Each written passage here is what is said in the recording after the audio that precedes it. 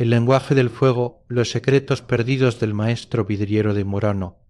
Historia lenta, capítulo 1. El umbral del fuego, el primer suspiro del amanecer en Murano, era un aliento frío y salado que se deslizaba por los canales, encontrando su fin contra los muros de ladrillo de los talleres. En la penumbra azulada, maestro Silvio colocó su mano, una topografía de cicatrices pálidas y callosidades oscuras, sobre la pesada cerradura de hierro de su fornace. El metal estaba frío, con un giro suave que no hacía ruido. La tranca cedió. Empujó la puerta de roble, que se quejó con un sonido grave y familiar, como si el propio edificio despertara. El interior lo envolvió de inmediato, no con un golpe, sino con una presencia constante. El aire vibraba, cargado de un calor seco, que distorsionaba la luz de la lámpara de aceite que colgaba junto a la... Era el calor del horno principal, la fornace a fuoco, que nunca se apagaba del todo. Sus ladrillos refractarios, negros por el hollín de décadas, contenían un corazón de brasas de leña de olivo que crepitaban suavemente, manteniendo la masa, el vidrio fundido en su crisol de arcilla, en un estado de lenta, pesada fluidez. El olor era complejo, un fondo dulzón de madera carbonizada, la nitidez metálica de la arena calcinada y algo más antiguo, mineral, como el aliento de la tierra misma.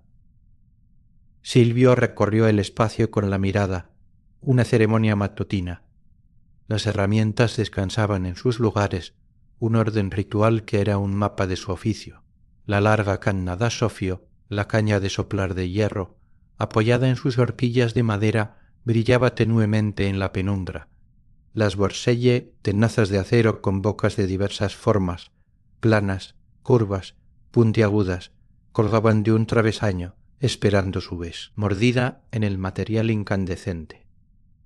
La piedra de Marverin, una losa gruesa de acero pulido, reflejaba el resplandor del horno como un lago oscuro. Y el banco del maestro, sus brazos de madera de cerezo alisados por incontables giros, parecía una extensión de su propio cuerpo. Se acercó a un arcón de madera y levantó la tapa. Dentro, en sacos de lino, reposaba la fricta, el alma de todo lo que crearía. Metió la mano y dejó que el material granulado se deslizara entre sus dedos. Era una mezcla de sílice, pura como el azúcar molido, soda para bajar el punto de fusión y cal para dar estabilidad. En otro tiempo, la receta era un secreto de familia, guardado más celosamente que el oro. Ahora, él la conocía en sus huesos, en la textura que sentía contra su piel. Esta frita se fundiría, se transformaría en ese líquido naranja y denso que habitaba el crisón, esperando ser convocado. El día no comenzaría con prisa. El vidrio despreciaba la precipitación. Silvio avivó las brasas con un atizador largo, añadiendo unos leños de olivo. Las llamas lamieron la madera nueva, creciendo, y el resplandor en el taller se intensificó, pasando del ámbar oscuro. El calor, ante su presencia, se volvió activo, presionando contra su rostro curtido, secando el aire en sus fosas nasales. Se quitó la chaqueta pesada, quedándose con una camisa de lino. Las marcas en sus antebrazos, antiguas quemaduras que habían sanado en plateado, brillaban bajo la nueva luz. Su proyecto para el día reposaba en su mente, claro y completo, un cáliz de filigrana, un diseño complejo donde finos hilos de vidrio blanco, lechoso, látimo, se entrelazarían dentro de las paredes transparentes de la copa. Si antes de la copa no sería un objeto para el uso, sino para la contemplación, una captura de Mats, luz y patrón. Pensó en los hilos, en cómo tendría que aplicar cada uno con la precisión de un cirujano, en el momento exacto de calor, girando la pieza con un ritmo constante. Era una danza para un solo bailarín coreografiada en silencio.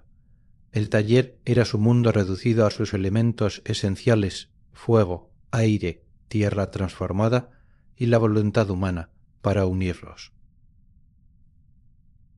El sonido era un mantra bajo, el crepitar constante del hogar, el susurro lejano de la brisa en la rejilla de ventilación, el latido de su propio corazón. No había lugar para palabras aquí. El diálogo era entre el hombre y el material, una conversación conducida por el giro de la caña, la presión del aliento, el toque de una herramienta. Silvio tomó la canna, sintiendo su peso y equilibrio familiar. La punta, fría al tacto, pronto conocería el beso del fuego. Se acercó al horno a la boca abierta del forno del laboro, más pequeño que el principal, pero listo para ser alimentado con carbón vegetal para alcanzar el calor feroz necesario para trabajar. Allí calentaría la punta del hierro hasta el rojo cereza, preparándola para su primera inmersión en el crisol, para esa primera recolección de masa que sería el núcleo de todo. Afuera la isla se despertaba, con el rumor de las góndolas y las voces de los primeros trabajadores, pero dentro del fornace el tiempo se movía a una escala diferente, medida por la lenta rotación de la tierra y la aún más lenta fluidez del vidrio.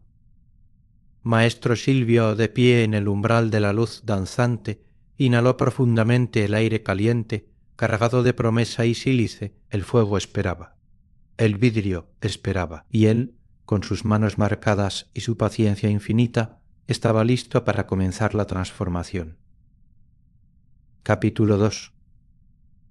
La primera recolección parte un lacana, era una extensión fría, pesada de su brazo, un eje de hierro de casi 1,5 metros que terminaba en una punta ligeramente engrosada. Silvio la sostuvo horizontalmente, sintiendo su centro de gravedad exacto en la palma de su mano izquierda. No podía haber prisa ni titubeo. El primer acto era un cortejo, una preparación necesaria para evitar la traición de un choque térmico.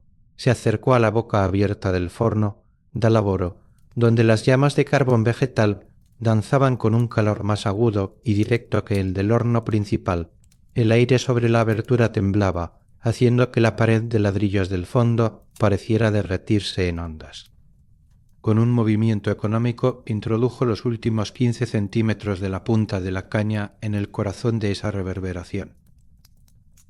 No directamente en las llamas, sino en el núcleo de calor radiante, justo por encima de ellas. Sus ojos, protegidos por años de oficio y por el resplandor filtrado a través de párpados semicerrados, observaron el cambio.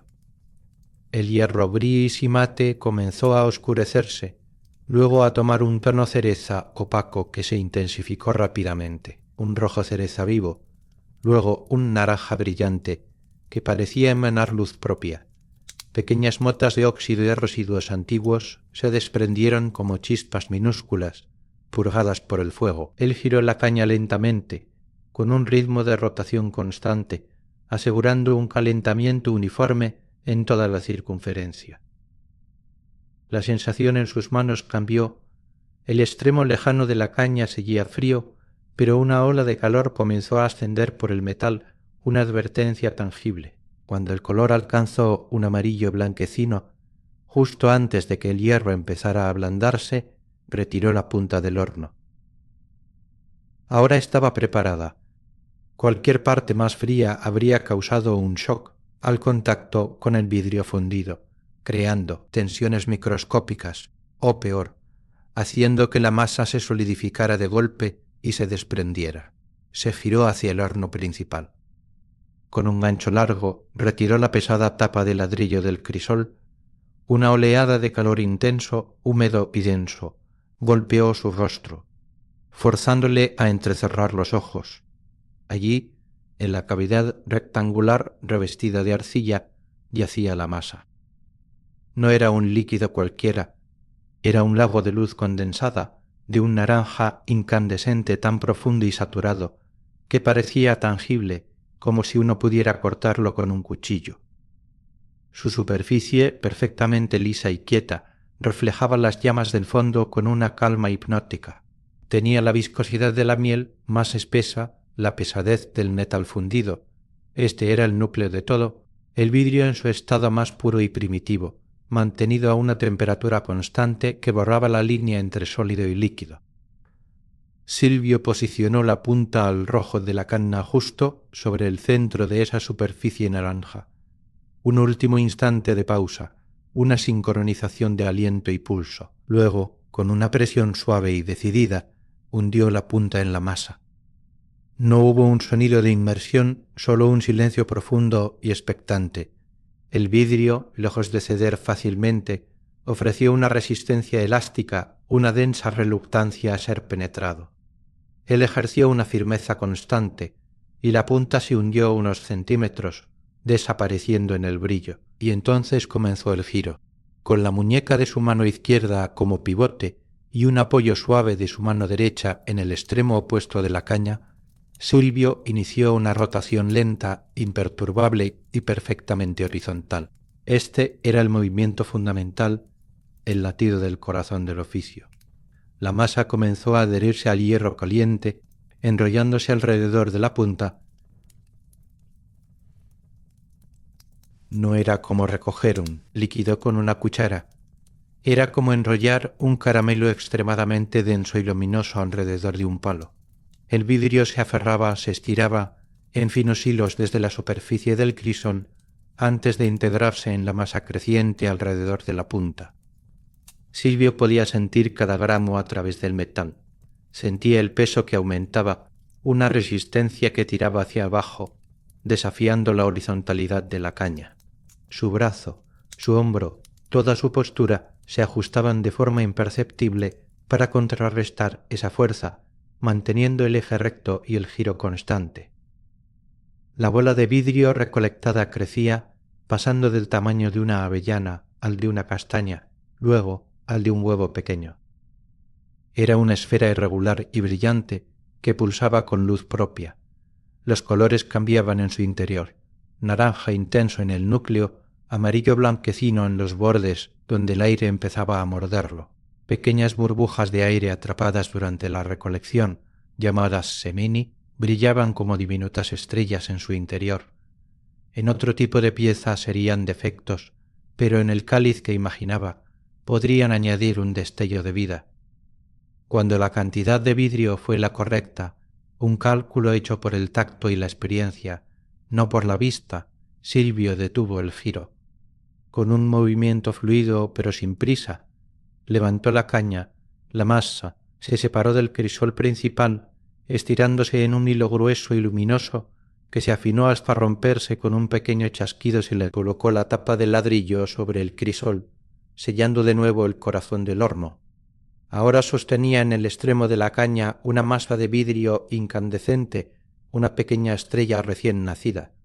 La levantó, situándola entre sus ojos, y la luz ámbar que emanaba de la rada. Ahora, de carainia. Pero muntos el bodie, boca del forno, da laboro. A través de ese filtro, el vidrio se volvía más translúcido. Podía evaluar su homogeneidad, buscar inclusiones de material no fundido, juzgar la distribución de la masa. Giró la caña lentamente, observando cómo la gravedad empezaba a actuar inmediatamente sobre la esfera blanda, alargándola ligeramente en un óvalo.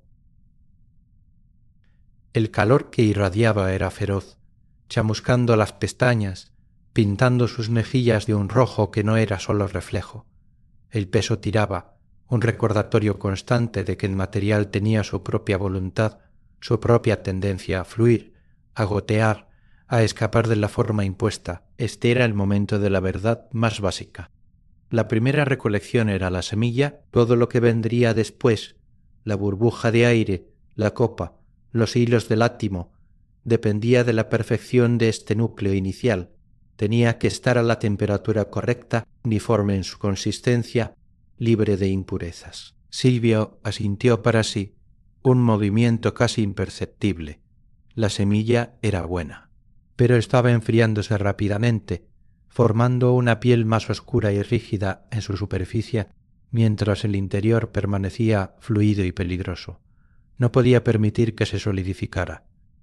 Con otro giro suave, llevó la bola recolectada de vuelta hacia el calor, no al crisol principal, sino a la boca del forno da lavoro. Este siguiente paso, llamado mollare o mojar el vidrio, no era una nueva recolección, sino un breve y vital recalentamiento para homogeneizar la temperatura en toda la masa, para devolverle una maleabilidad uniforme antes de la siguiente manipulación. La bola de luz naranja se desvaneció momentáneamente en el resplandor aún mayor de las llamas, lista para ser transformada de nuevo. Capítulo 3. La primera recolección, parte 2. La bola de vidrio desapareció en la boca del pana. Vi forno da laboro sumergiéndose en el abrazo abrasador del carbón vegetal al rojo blanco. No fue una inmersión prolongada, sino un beso rápido y calculado. Y Silvio contó mentalmente los segundos, girando la cana con un ritmo constante para evitar que el calor ablandara un lado más que el otro. El objetivo no era fundirla de nuevo, sino mojarla, devolverle una temperatura uniforme y maleable desde su núcleo hasta su piel naciente. Cuando la retiró, la masa había recuperado su brillo naranja intenso, pero ahora parecía más dócil, su superficie lisa y su consistencia homogénea como cera caliente. Sin un instante de pausa, Silvio se sentó en el taburete bajo, colocando la cana horizontalmente sobre los dos brazos paralelos de madera de cerezo, pulidos a un brillo sedoso por décadas de fricción.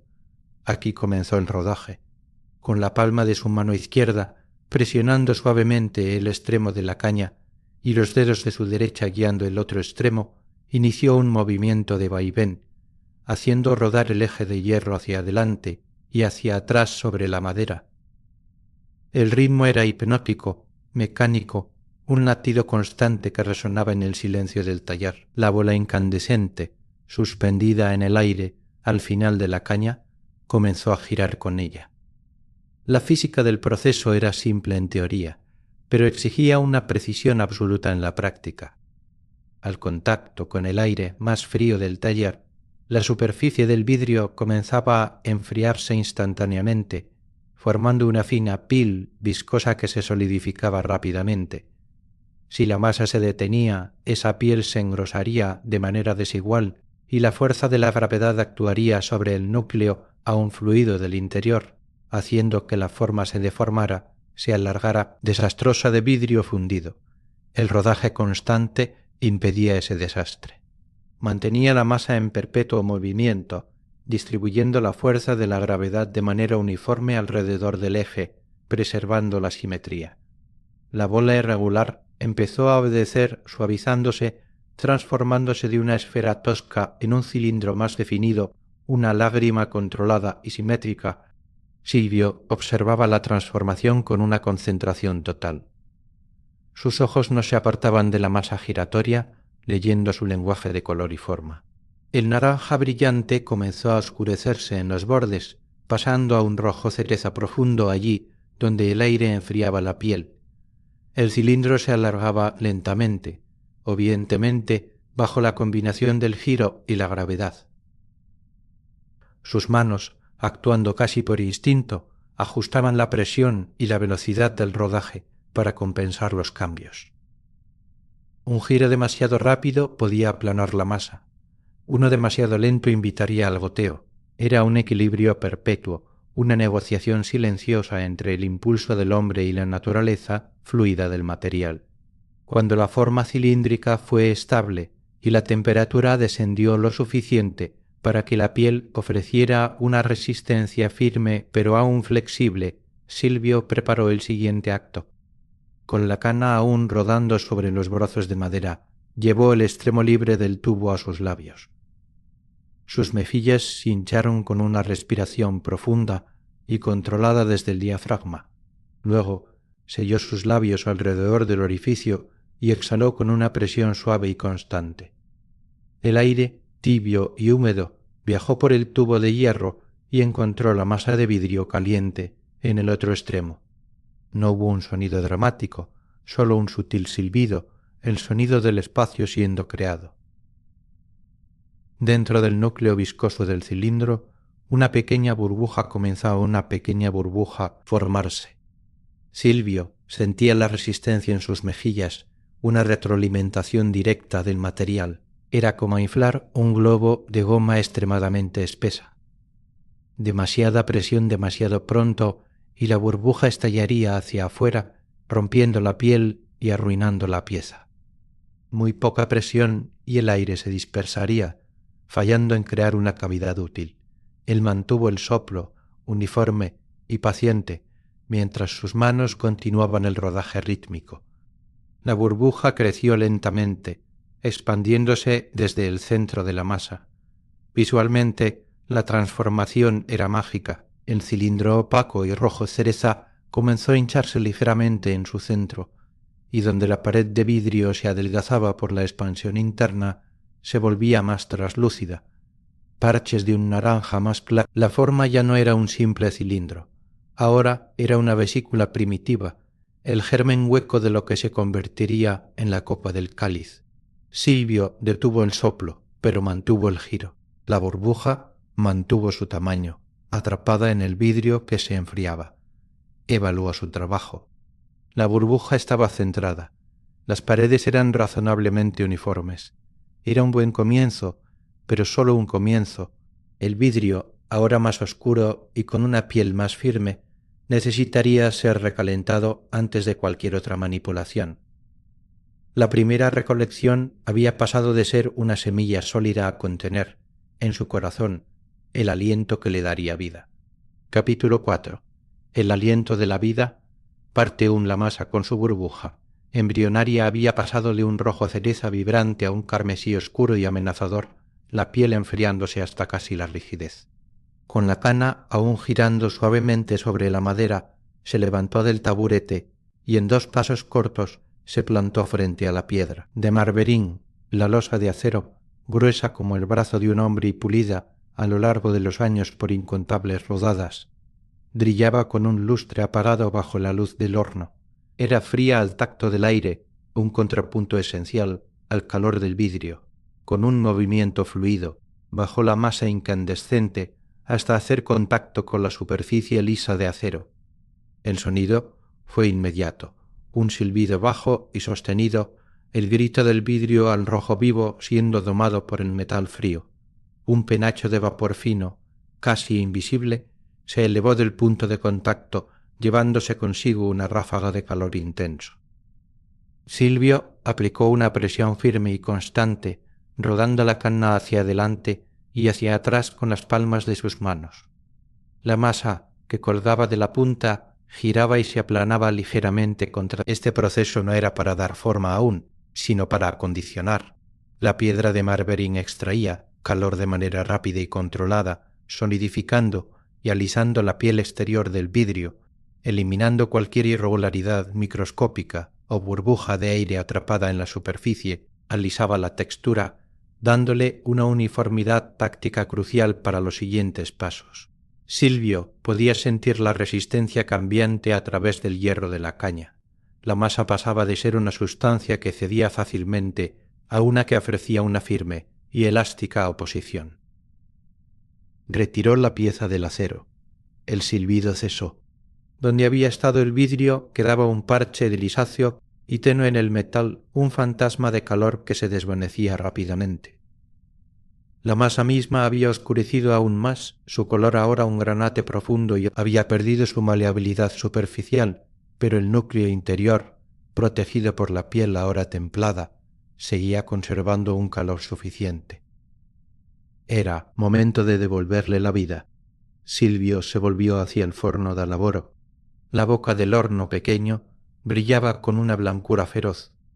Introdujo la masa enfriada en ese corazón de calor radiante. Esta vez no fue un beso breve. La sostuvo dentro, girando la caña con un ritmo paciente, contando mentalmente. El objetivo era un recalentamiento profundo y uniforme, restaurar la maleabilidad en toda la espesor del vidrio, no solo en la superficie. Observó cómo el color negro opaco comenzaba a ceder, primero a un granate oscuro, luego a un carmesí y finalmente de nuevo a un rojo cereza vibrante. Las paredes de la burbuja antes rígidas se volvieron dúctiles de nuevo, listas para expandirse, cuando la temperatura fue perfecta, ni tan caliente que el vidrio se volviera líquido y la burbuja se distorsionara, ni tan fría que ofreciera una resistencia peligrosa. Retiró la pieza del horno. Ahora con la masa en el estado ideal de calor y cohesión, llegaba el núcleo del acto creativo, el soplado propiamente dicho. Silvio se sentó de nuevo en el taburete, colocando la canna sobre los brazos de madera. Tomó una respiración profunda y completa, llenando sus pulmones desde el diafragma, almacenando aire como un fuelle. Luego selló sus labios alrededor del extremo libre de la caña. Sus ojos, estrechos y concentrados, no se apartaban de la masa roja y giratoria al otro extremo. Exhaló. No fue un soplo explosivo, sino una corriente de aire constante, medida y controlada con una precisión de relojero. La presión se transmitió a través del tubo de hierro y encontró la burbuja de aire atrapada en el centro del vidrio caliente. La burbuja respondió, comenzó a expandirse, lenta pero inexorablemente, adelgazando las paredes de vidrio que la contenían. Silvio sentía cada milímetro de expansión a través de la retroalimentación en sus mejillas y en la resistencia del material a través del giro de la caña. Era una sensación íntima, una conversación directa entre su aliento y la materia entra en transformación. Mientras soplaba, sus manos mantenían el giro constante y perfectamente horizontal. Cualquier irregularidad en la rotación se traduciría en un grosor desigual en las paredes de la burbuja. El vidrio, bajo la presión interna y el movimiento giratorio, comenzó a transformarse. La forma cilíndrica primitiva se hinchó en su centro, adoptando una silueta de pera alargada. La magia visual era profunda. A medida que las paredes se adelgazaban por la expansión, el material se volvía más traslúcido. Los parches de rojo cereza se aclararon a naranja, luego a un ámbar dorado, donde la pared era más delgada. Silvio podía ver a través de ellas, distorsionado, el resplandor de la lámpara de aceite al otro lado. Juzgaba el grosor no con instrumentos, sino con el ojo experto, leyendo la gradación de color y la curvatura de la superficie. Un área que permanecía demasiado oscura indicaba un espesor excesivo, una que se volvía demasiado clara, casi transparente, advertía de un peligroso adelgazamiento. El equilibrio era delicadísimo. Demasiada presión y la burbuja, debilitada por el calor y el estiramiento, estallaría con un pop silencioso y catastrófico, deshaciendo el trabajo de minutos en un instante. Muy poca presión, y la forma no se expandiría lo suficiente, o lo haría de manera desigual, resultando en una copa torpe y mal formada. Silvio regulaba su aliento con microajustes, aumentando o disminuyendo la presión del aire en respuesta a lo que veía y sentía. Su mundo se reducía a ese triángulo: el flujo de su respiración, el giro de sus manos, la expansión de la burbuja de vidrio. El calor irradiaba desde la pieza, bañando su rostro en una luz naranja pulsante. Gotas de sudor, no sólo por el calor, sino por la intensa concentración, se formaban en sus sienes y recorrían las profundas arrugas de su frente. La pera de vidrio creció, alargándose y redondeándose suavemente en su base. La burbuja interna ya no era una pequeña cavidad, era el volumen definido de la futura copa del cáliz. Silvio, satisfecho con la expansión lograda, detuvo el soplo, pero el proceso no había terminado. El vidrio, estirado y adelgazado, comenzaba a enfriarse rápidamente, y con el enfriamiento venía la rigidez. Para poder darle forma más precisa con herramientas, necesitaría otro ciclo de acondicionamiento. Con la pera ahora de un rojo oscuro y con paredes uniformemente delgadas, se dirigió de nuevo a la piedra de Marvering. El contacto produjo el familiar silbido, más agudo esta vez, debido a la mayor superficie. Rodó la forma con cuidado, alisando la curva de la pera, consolidando la simetría que su aliento y su giro habían creado. El vapor se elevaba y el acero absorbía el exceso de calor, fijando la forma lograda. Luego otro viaje rápido al horno para recalentar, solo lo suficiente para mantener la maleabilidad en los bordes y la zona donde pronto se formaría el cuello. La danza entre el fuego y el aliento, el giro y el enfriamiento controlado, era el ritmo mismo de la vida del vidrio soplado, cada ciclo llevando la materia amorfa un paso más cerca de la forma soñada. Capítulo 5. El aliento de la vida. Parte 2. La pera de vidrio, ahora recalentada a un rojo cereza uniforme y maleable, pendía de la punta de la canna como un fruto de luz. Silvio la sostenía en el aire, girándola lentamente con su mano izquierda, mientras su derecha se alzaba hacia el travesaño donde colgaban las borselles. Sus dedos, sin necesidad de mirar, encontraron el par con bocas curvas y lisas, perfectas, para pellizcar y definir. Las tenazas de acero, frías al tacto, cerraron suavemente alrededor del cuello de la futura copa, justo donde la forma de pera comenzaba a estrecharse hacia la punta de la caña. El contacto fue un chasquido sutil, un sonido seco y metálico que se perdió en el crepitar del fuego. El metal, mucho más frío que el vidrio, extrajo calor al instante de la zona de contacto, solidificándola localmente. Con una presión firme, pero no brusca, Silvio apretó y tiró ligeramente hacia arriba, estirando el vidrio para formar un cuello más definido y estrecho. Un fino penacho de vapor se elevó de las mordazas de acero. Al soltarlas, el cuello mantenía la nueva forma, un cilindro delgado y elegante que separaba claramente el cuerpo de la futura copa del punto de un. Sin perder el ritmo del giro, Silvio cambió de herramienta. Tomó una borsella con bocas planas y anchas, con la pieza aún girando, aplicó las tenazas a la base redondeada de la pera, no para pellizcar, sino para aplanar con delicadeza. El acero frío tocó el vidrio al rojo vivo y otra vez en silbido bajo, el vapor efímero, él presionó suavemente, aplanando ligeramente la curva inferior. Este pequeño gesto era crucial. Proporcionaría la estabilidad fundamental para el cáliz, una base plana y verdadera sobre la que descansaría todo el peso de la pieza final. No podía ser perfectamente plana aún, pero el inicio de esa forma estaba ahora impreso en el material. Luego, con una precisión que parecía adivinatoria, usó la punta de una borsella más pequeña para crear una protuberancia en el centro exacto de esa base aplanada. Presionó y giró al mismo tiempo, formando un pequeño ombligo de vidrio que sobresalía ligeramente. Este sería el punto de anclaje, el núcleo al que más tarde se uniría el vástago y el pie del cáliz.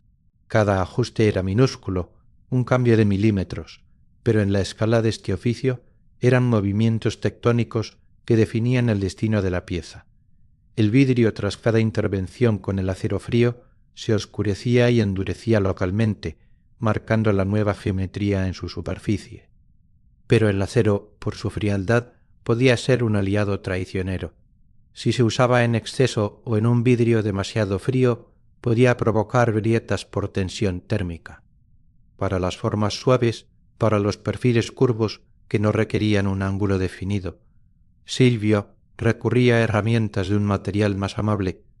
Sumergió un trozo de madera de cerezo, tallado en forma de cuchara poco profunda y llamado cacerola, en un cubo de agua que siempre estaba a su lado. La madera absorbió el líquido con un suspiro. Con la pieza recalentada de nuevo previamente en la boca del forno, Dalaboro, para restaurar su maleabilidad general, aplicó la superficie húmeda y curva de la caceruela a la pared de la copa. El contacto produjo un siseo más suave, más orgánico y una nube de vapor más densa. La madera húmeda no se pegaba al vidrio y al evaporarse el agua extraía calor de manera más gradual y uniforme que el acero. Silvio usó la herramienta para suavizar las transiciones, para redondear la curva donde el cuerpo de la copa se encontraba con el cuello, para pulir virtualmente la superficie alisada por la piedra de Marverin. La madera, carbonizándose ligeramente en la superficie, dejaba un rastro oscuro e inofensivo que desaparecería con el siguiente recalentamiento.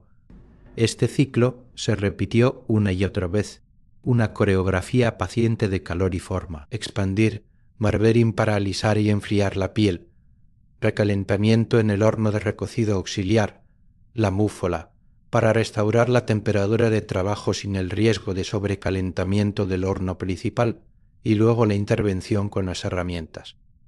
Las borselle para definir, la caceruela para suavizar. Silvio trabajaba en un silencio profundo, roto solo por los sonidos ambientales del taller.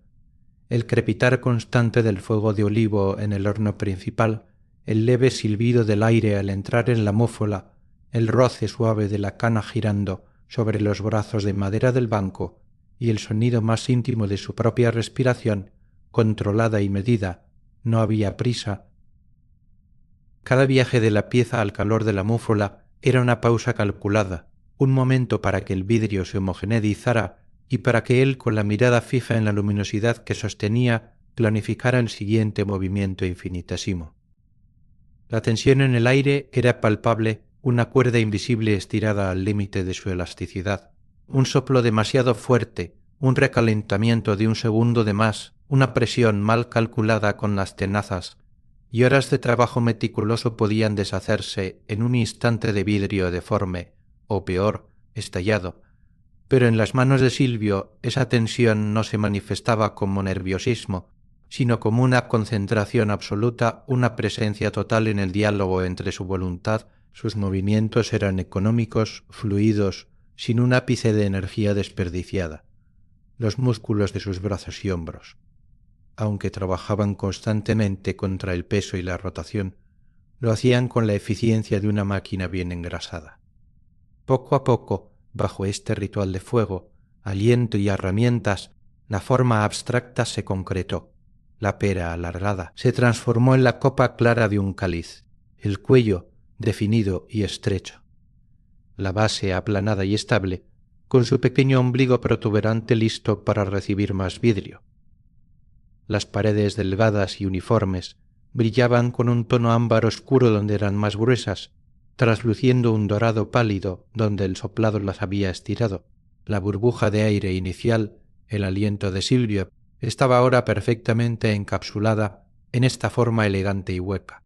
La copa, en su estado crudo, pero ya definido, giraba lentamente al final de la caña, un testimonio de la paciencia y la precisión aplicadas. No era más que el receptáculo, el vaso. Le faltaban el vástago, el pie y, lo más crucial, la decoración de los hilos del átimo. Pero era el fundamento, la estructura primaria sobre la que todo lo demás se construiría. Silvio, tras un último recalentamiento suave, colocó la pieza en la múfola y cerró la puerta. La mantendría allí a una temperatura constante en un estado de suspensión plástica, mientras preparaba las herramientas y los materiales para la siguiente fase, la de adornar el vidrio transparente con los hilos de luz blanca que danzaban ya en su mente. Capítulo 6. La piedra y la forma, la copa, ahora claramente definida, giraba en el extremo de la caña con una lentitud hipnótica, su color un carmesí oscuro y opaco. Había pasado la última hora en la múfola, el horno de recocido auxiliar, manteniéndose a una temperatura uniforme y dócil, justo por debajo del punto de trabajo. Silvio la extrajo con un movimiento cuidadoso. El calor que irradiaba era suave y constante como el de una piedra al sol. No era el resplandor feroz de la creación, sino el calor paciente de la consolidación. Este momento, antes de la decoración, era crucial. La forma básica debía ser perfeccionada, alisada, medida y preparada para su separación final de la caña de soplar. Todo dependía de la piedra. Se dirigió a la losa de Marbering. Esta vez no sería un contacto breve para acondicionar, sino un trabajo extendido y meticuloso. Colocó la caña en un ángulo bajo, casi paralelo a la superficie de acero pulido. Con una presión firme y sostenida, comenzó a rodar la copa sobre la losa fría. El sonido era un silbido largo y continuo, el lamento del vidrio cediendo su calor al metal. Un velo de vapor, más denso que antes, se elevaba y se disipaba en la penumbra del taller. Silvio aplicaba su peso de manera uniforme, utilizando movimientos largos y fluidos que recorrían toda la curva de la copa, desde el borde del cuello hasta la base aplanada. Sus brazos se movían con la constancia de un pistón, el giro de la caña perfectamente sincronizado con el avance y retroceso sobre la losa. Este Marvering, extendido, no enfriaba meramente, alisaba y afinaba. Eliminaba las imperfecciones microscópicas dejadas por las herramientas, las leves ondulaciones en la superficie, cualquiera la curva de la copa, bajo esta presión rotatoria y fría, se volvía impecablemente suave, una transición geométrica perfecta, desde el cuello estrecho hasta el volumen amplio del cuerpo. Silvio podía sentir la transformación a través del hierro de la caña. La resistencia del vidrio se volvía más firme, más homogénea, como si la piel del material se estuviera templando. Cuando retiró la pieza, el silbido cesó, dejando un silencio repentino y ensordecedor. La copa había oscurecido aún más, pasando del carmesí a un granate tan profundo que era casi negro. La precisión, sin embargo, no podía depender solo del tacto. Silvio dejó la caña apoyada en las horquillas y fue a un estante cercano. Regresó con el calibro, una plantilla de hierro forjado, con una serie de aros circulares de diferentes diámetros cortados en su centro. Seleccionó el aro que correspondía a la medida deseada para el borde de la copa. Con la pieza aún caliente, pero ya no incandescente, acercó cuidadosamente el borde del vidrio al aro correspondiente en la plantilla. No tocó el metal. El vidrio aún era demasiado caliente y se pegaría. En su lugar, lo sostuvo muy cerca, utilizando el aro como un área visual contra la luz de fondo. El borde negro de la copa se recortaba contra el círculo de luz que pasaba a través del calibro. Un ajuste milimétrico, una confirmación. El diámetro era correcto. Un suspiro, casi imperceptible, escapó de sus labios. La geometría obedecía. Ahora llegaba un gesto de previsión. Con una herramienta especial, una varilla de acero con una pequeña rueda dentada en un extremo, se acercó a la copa, la colocó con precisión en el punto del cuello, justo por debajo de donde la copa se ensanchaba, y aplicó una ligera presión mientras giraba la caña. La rueda dentada, fría, mordió la superficie del vidrio que se enfriaba, marcando un surco circular y superficial. No era un corte, sino una marca, una línea de debilidad calculada. Más tarde, cuando la copa estuviera completa y unida a la puntilla para trabajar el pie, un golpe preciso con una herramienta mojada en ese surco la separaría limpiamente de la caña de soplar, dejando una abertura perfecta y un borde que luego sería refinado con calor. Esta marca era un acto de fe en el futuro, una promesa de que la pieza sobreviviría a su separación del instrumento que le dio vida. El proceso de enfriamiento gradual y controlado entró en su fase final. Silvio ya no recalentaría la pieza.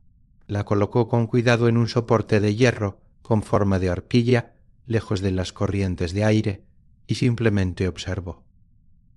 El color negro opaco comenzó a cambiar, pero no hacia el rojo. Se desvaneció hacia un gris pizarra oscuro, luego a un gris mate. El brillo superficial desapareció absorbido por la solidificación completa. El vidrio pasó del estado plástico al sólido, pero era un sólido lleno de tensiones internas peligrosas, frágil como el hielo fino. Sin el siguiente paso podría estallar espontáneamente horas o días después, víctima de su propio estrés térmico. Con un cuidado extremo, usando guantes de cuero grueso, Silvio tomó la caña con la copa ahora fría y gris y abrió la pesada puerta del horno de recocido principal, el fornace di tempra. Este no era un horno de llamas, sino una cámara de calor constante y perfectamente controlado.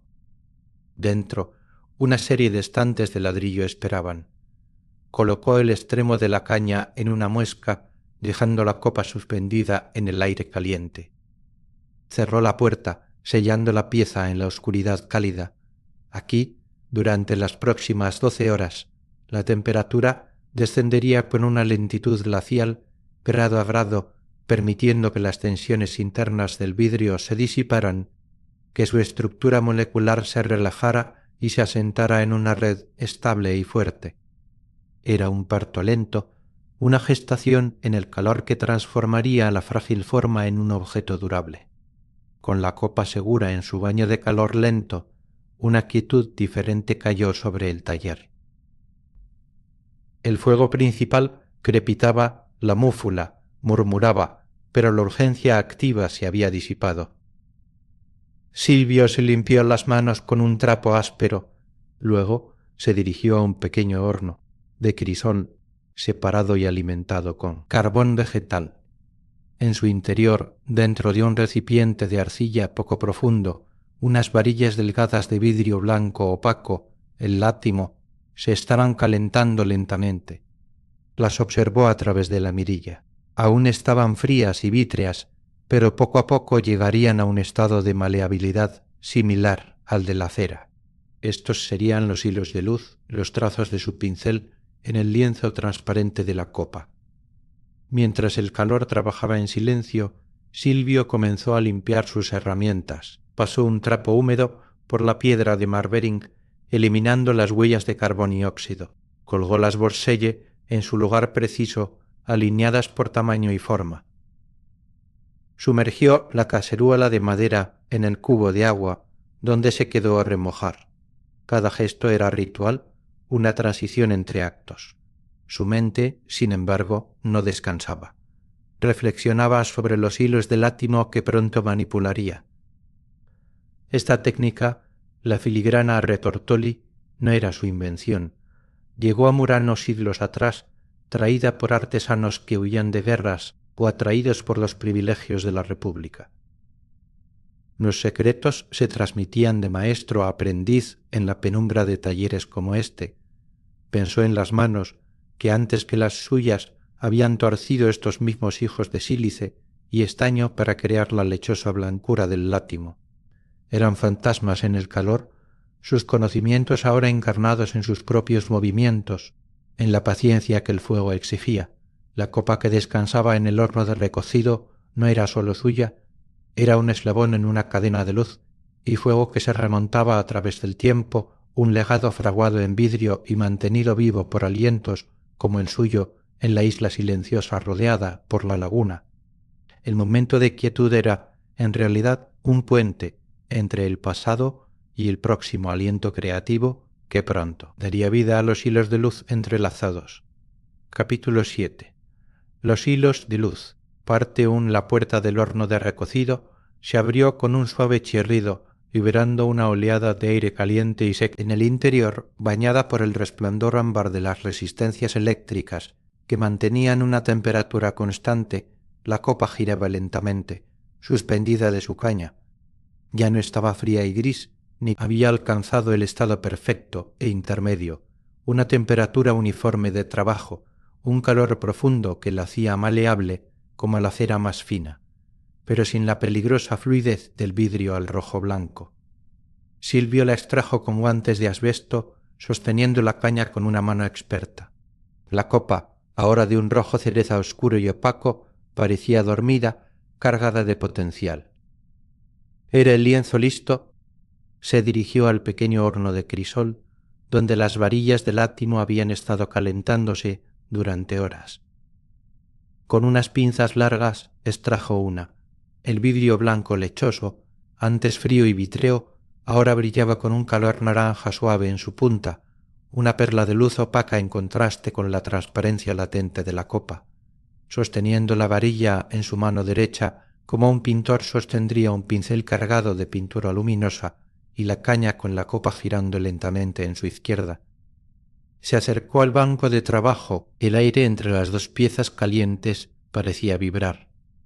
Su mano izquierda inició una rotación constante y perfectamente horizontal, el mismo ritmo hipnótico y fundamental que había regido cada paso anterior. La copa giraba, su curva suave pasando una y otra vez frente a él.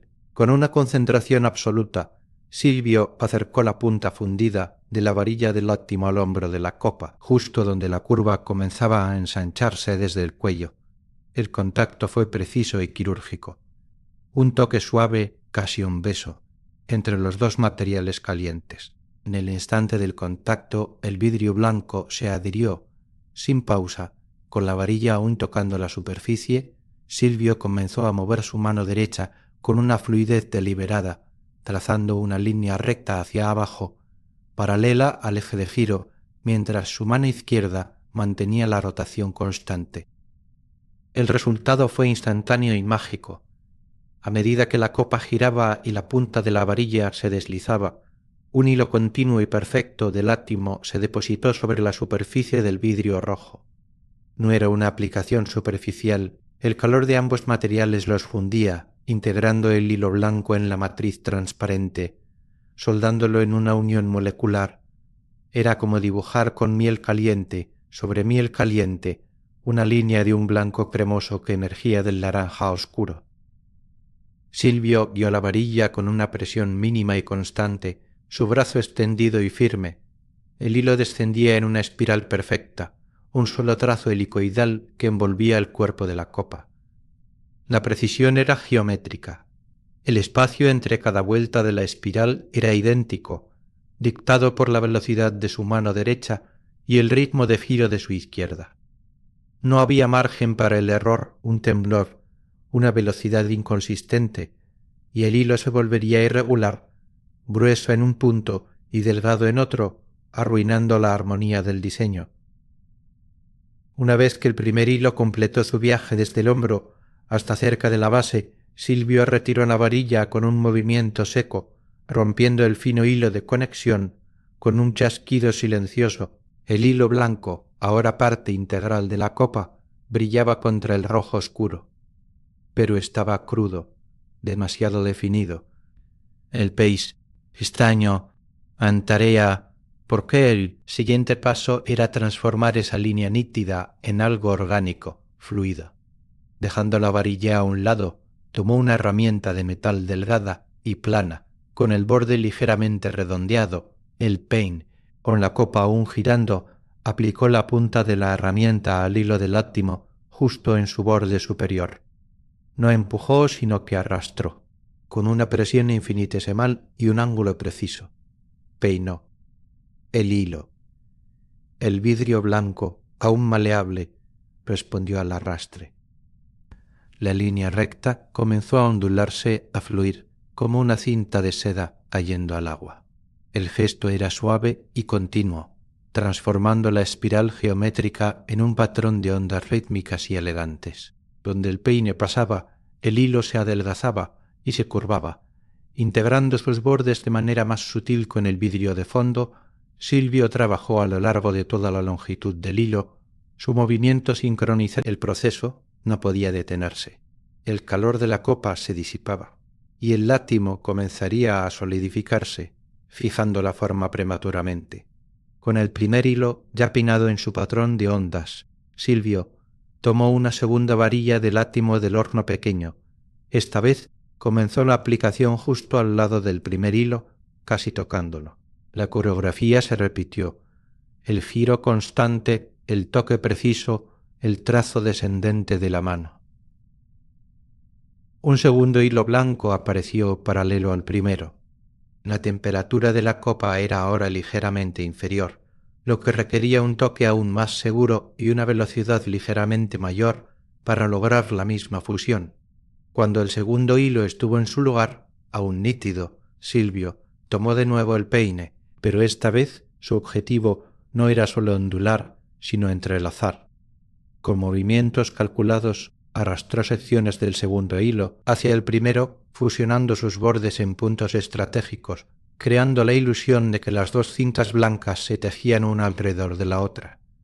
El patrón dejaba de ser una simple serie de líneas paralelas para convertirse en un entramado, una red incipiente de luz capturada en el vidrio. Luego vino la técnica más compleja, el corazón de la filigrana a retortoli. Con la copa aún a la temperatura perfecta, Silvio tomó una herramienta diferente, una especie de tenaza plana y ancha de madera húmeda. Aplicó sus dos superficies planas a la zona donde los dos hilos ondulados corrían paralelos. Con un movimiento rápido y decidido, mientras la copa giraba, torció la herramienta. La madera húmeda, en contacto con el vidrio caliente, no se pegó, pero transmitió la torsión. Los hilos del átimo, maleables y fusionados con la base, respondieron girando sobre sí mismos. No se rompieron, se retorcieron como una cuerda.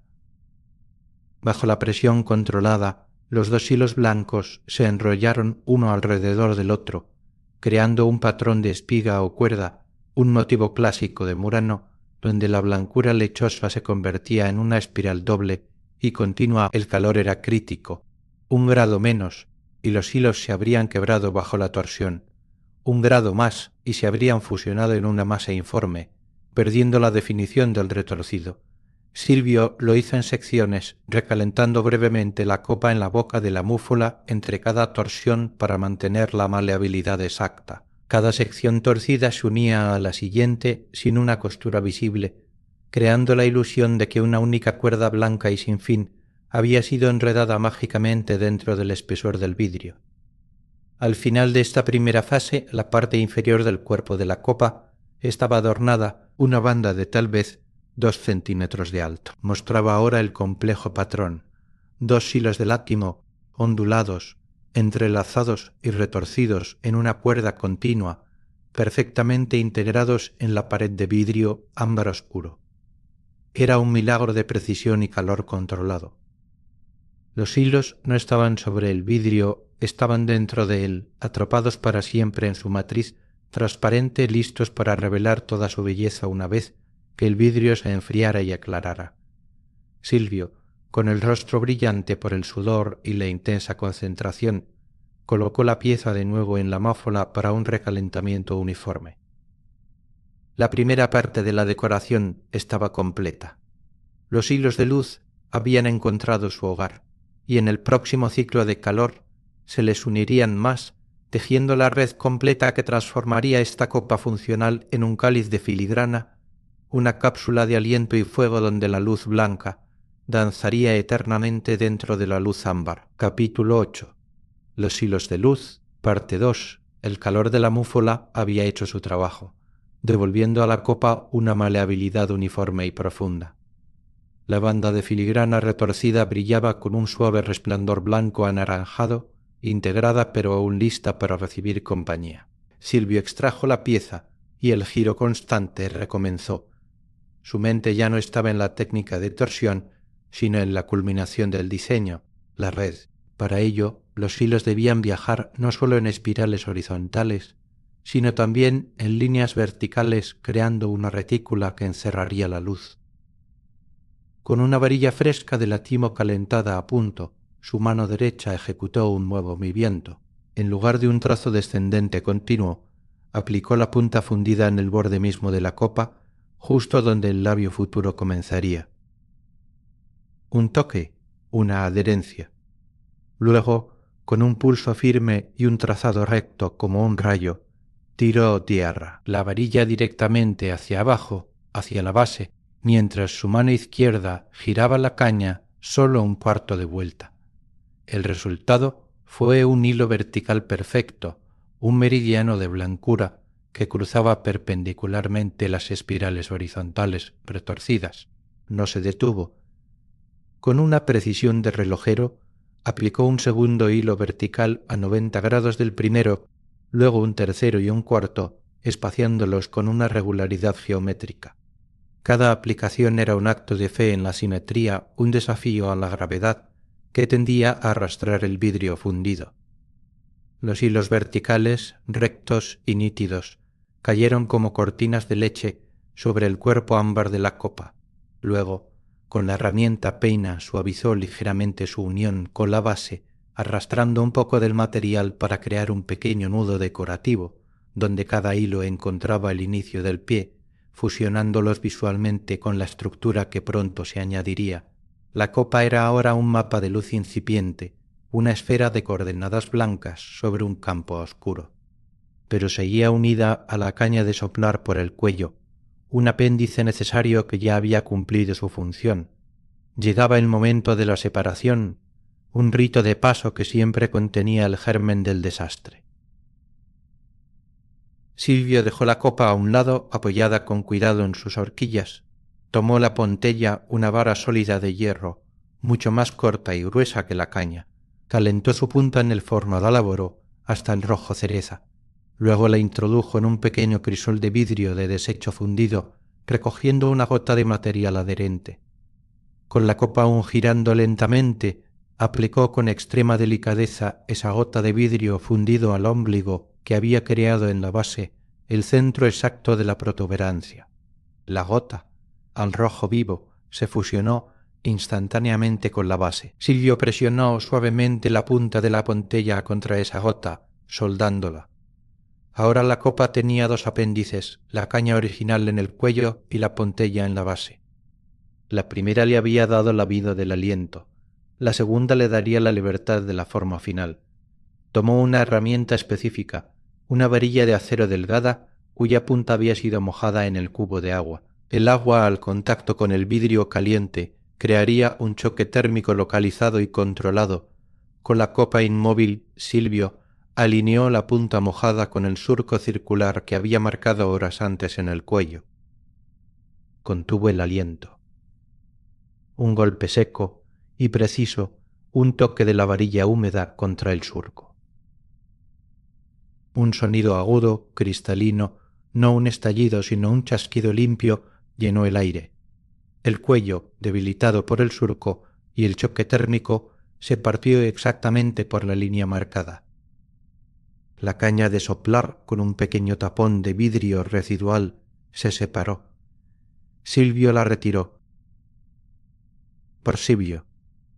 Donde antes estaba el cuello cerrado, ahora había una abertura perfectamente circular, el futuro borde de la copa del cáliz.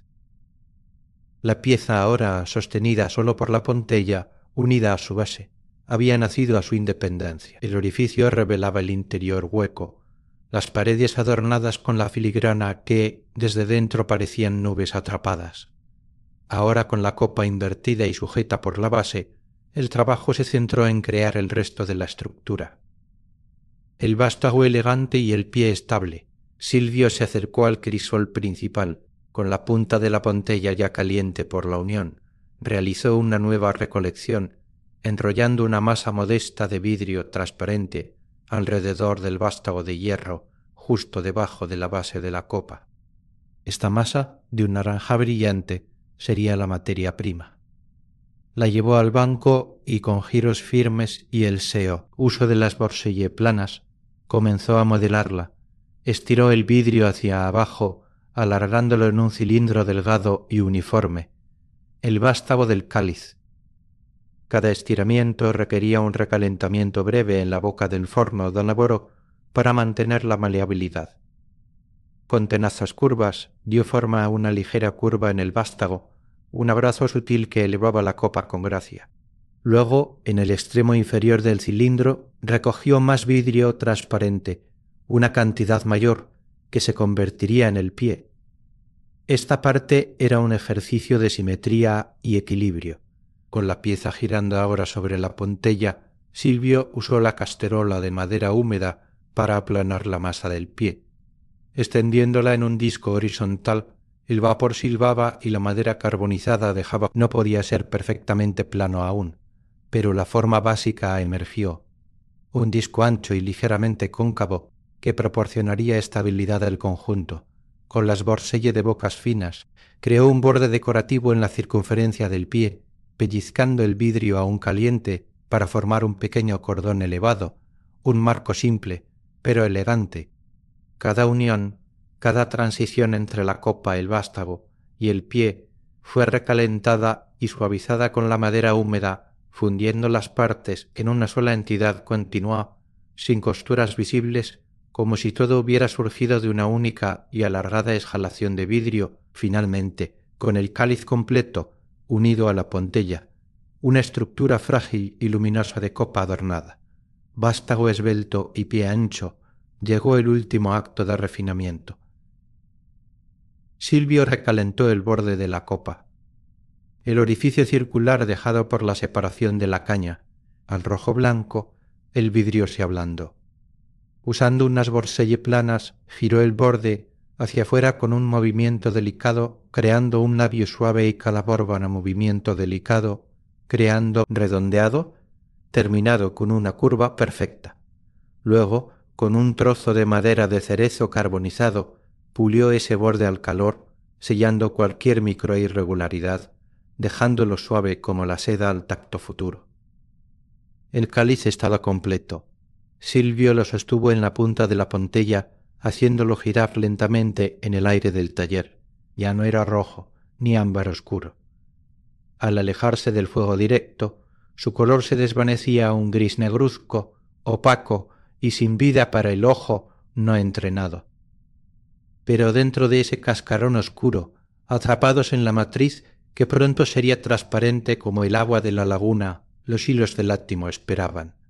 La red de líneas verticales y la espiga retorcida horizontal estaban allí, latentes.